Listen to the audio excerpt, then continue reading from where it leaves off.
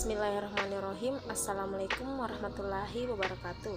Perkenalkan, saya atas nama Rosmidar dengan NIM 190401018 dari kelas Ekonomi Syariah 5E. Baik, berdirinya saya di sini untuk memenuhi salah satu ujian tengah semester saya dengan mata kuliah Manajemen Proyek dan Analisis Investasi. Pertama, pengantar manajemen proyek. Pengantar manajemen proyek adalah suatu penerapan ilmu pengetahuan, keahlian, dan juga keterampilan, cara teknis yang terbaik serta dengan sumber daya yang terbatas untuk mencapai sasaran atau tujuan yang sudah ditentukan agar mendapatkan hasil yang lebih optimal dalam hal kinerja, waktu, mutu, dan keselamatan kerja. Nah, semakin maju peradaban manusia, semakin canggih pula dan kompleks proyek yang dikerjakan dengan melibatkan pengguna sumber daya dalam bentuk tenaga manusia, material, dana yang jumlahnya bertambah besar. Nah, diiringi pula dengan semakin ketat kompetensi penyelenggaraan proyek untuk memenuhi kebutuhan masyarakat, sehingga dibutuhkan cara pengelolaan metode serta teknik yang paling baik sehingga pengguna sumber daya benar-benar efektif dan efisien, sehingga dibutuhkan manajemen proyek. Nah, yang kedua, tujuan dari analisis investasi, yaitu untuk menentukan kemungkinan kinerja suatu investasi.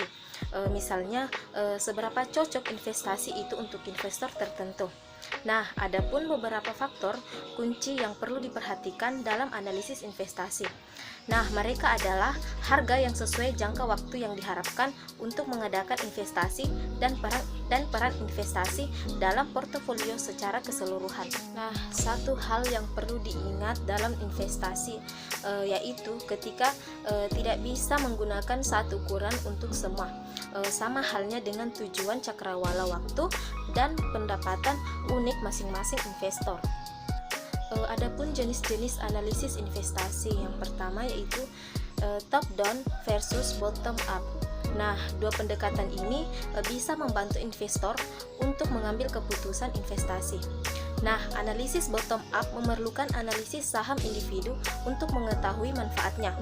Misalnya, untuk melihat penilaian kompetisi manajemen, kekuatan penetapan harga, dan karakteristik unik lainnya.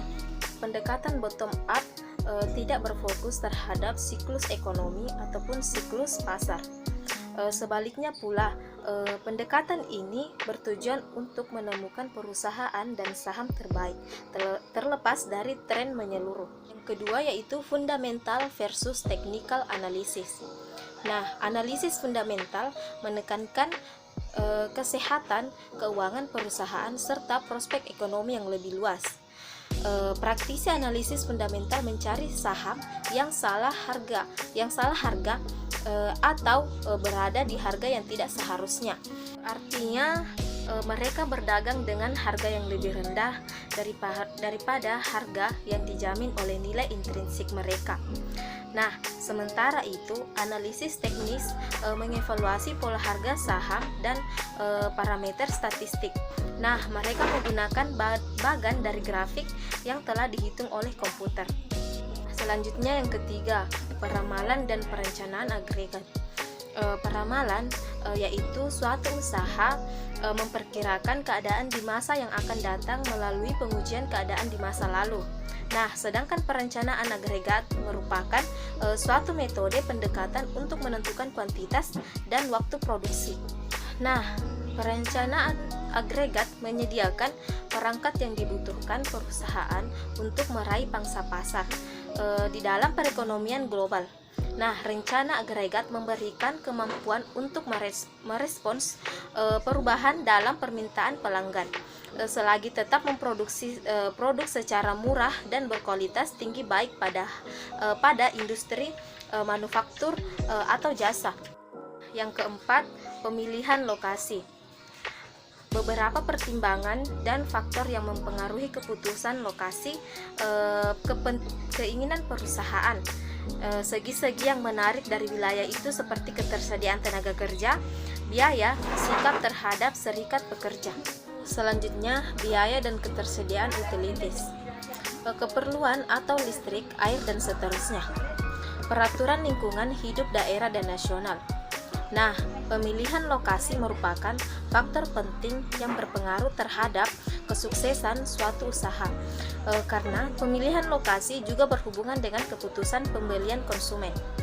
Karena itu, lokasi tempat usaha yang tepat merupakan tuntutan yang mutlak harus dipenuhi oleh setiap usaha lokasi. Nah, yang kelima yaitu desain produk dan jasa. Nah, desain produk yaitu proses menciptakan produk baru yang akan dijual oleh perusahaan untuk pelanggannya. Dan desain jasa yaitu sesuatu yang produksi dan dikonsumsi secara bersamaan. Selanjutnya, sebuah penciptaan dan inovasi dalam menghasilkan desain pada barang atau jasa akan membawa manfaat yang besar dalam sebuah bisnis. Nah, dengan adanya faktor penentuan, sebuah kesuksesan produk akan meningkatkan kinerja, efisiensi, serta bisa mengurangi biaya dan risiko untuk bisnis yang dijalankan. Yang keenam, yaitu kapasitas produksi. Kapasitas produksi yaitu kapasitas atau kekuatan perusahaan memproduksi barang dan jasa dalam satu jangka tertentu dan dapat dibatasi lagi pada suatu lokasi produksi. Nah, untuk perusahaan yang tertata rapi, maka akan benar-benar memperhitungkan kapasitas produksi untuk membuat perkiraan potensi pendapatan yang mungkin didapatkan oleh perusahaan.